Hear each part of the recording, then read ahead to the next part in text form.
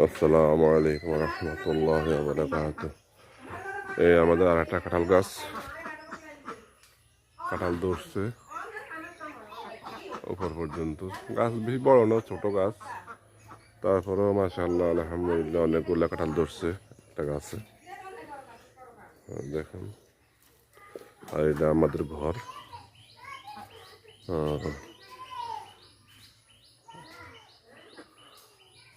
দেখেন কাঁঠালগুলা খুব সুন্দর মাশাআল্লাহ। পাকে না এখনো, পাকবো কিছুদিনের পরে। আচ্ছা, এটা আমাদের বাড়ির রাস্তা।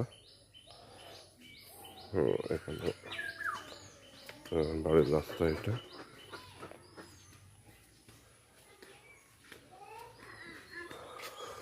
এগুলা মেন